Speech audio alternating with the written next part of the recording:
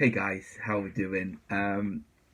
Maybe you missed our little vision night the other night last Sunday, and what I wanted to do is just give you a little summary of what we talked about.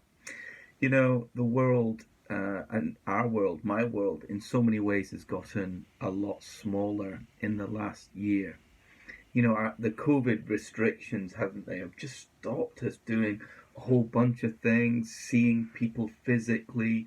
It feels like the freedoms that we had just feel so distant now, don't they? And if you're anything like me, I'm like, did I take those things for granted? I think I probably have, and I'm challenged by that. But with every with the restrictions and with that, there are some challenges. But I'm also realizing maybe God wants to teach us something uh, in this moment in our reduced worlds, if you like. I've been thinking about the many times where God suddenly multiplied or moved, and often um, to do that, He took the small, the reduced um, life, if you like. Let's just think about a couple of those moments of multiplication where God took a tiny amount and did something with it. We think about Elijah and the woman at Zarephath.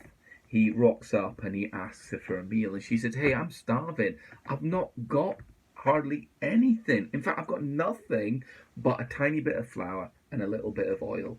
And Elijah says, "Hey, you make a meal out of that, give it to me, God will provide." And it's incredible. She does it. She, in faith, makes him a meal just out of that. And we know what happens as she does that. The flour and the oil continues to increase, and they are provided for a 3-year drought period. It's extraordinary. But her immediate response is, "I've got nothing but just a little bit of oil and a little bit of flour."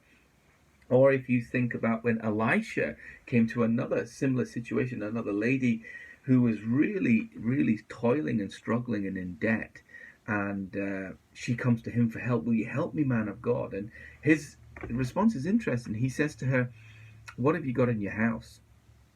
What have you got in your house? What have you got?"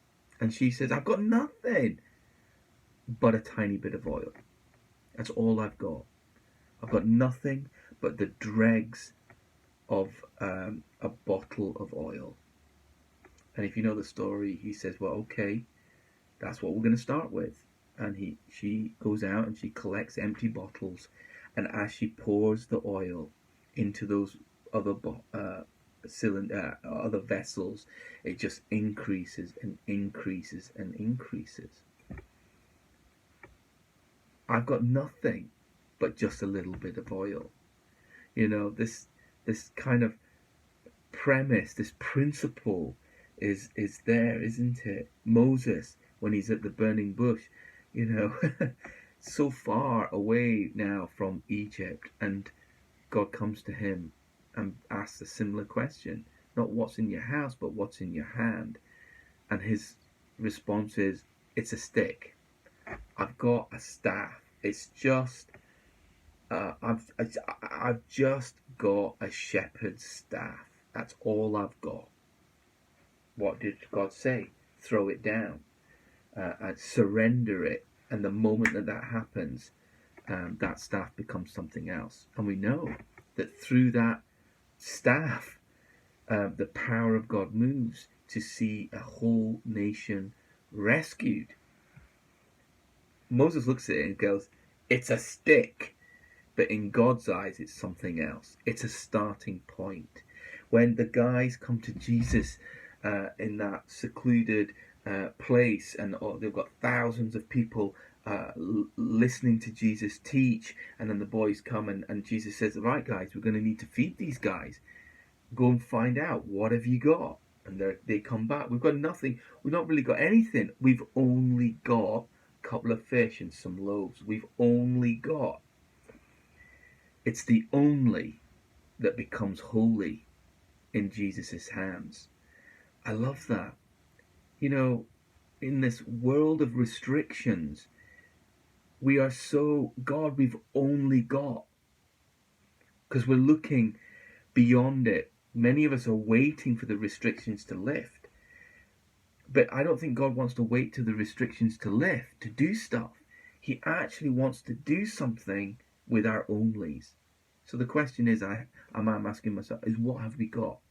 We've only got.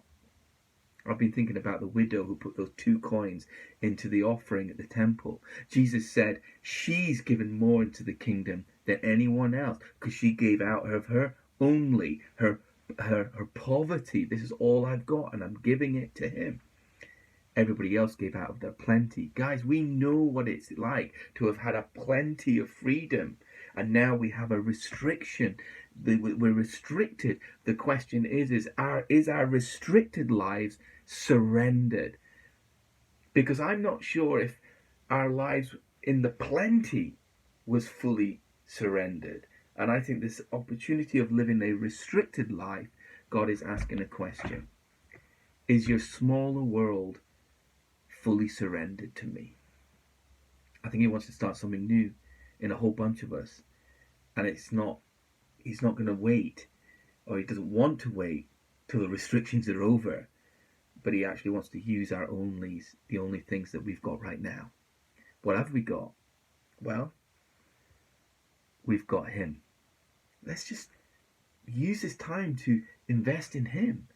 I'd love us as a site that every individual is spending 20 minutes, half an hour every day reading the scriptures and praying and speaking in tongues if you can, and if you can't, ask him and pursuing him. A fresh embrace of Jesus. What else have we got? We've got our families. If you're part of a family, you've got a bubble. Well, let's use the bubble well. Let's love one another, take care of each other, encourage one another, build each other up. You know, we're allowed to go and meet with one other person, aren't we?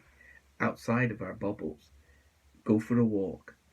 Socially distance. Go for a walk. Walk, talk, and pray together. Why not? And then finally, we have got Zoom. We have got the online platform. You know, I know we're doing a lot online, and I know that that's frustrating. But just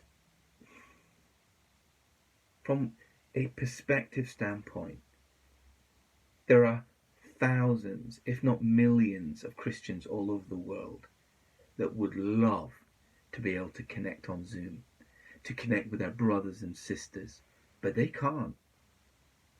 They can't because they're in jail, or they're being persecuted, or they simply are so poor they don't have the technology and access. We do. We've only got Zoom. Well, maybe God wants to do something with the only in this moment. Let's not wait.